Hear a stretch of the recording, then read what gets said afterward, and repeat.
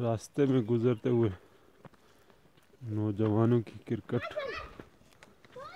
बहुत ही शौकीन है।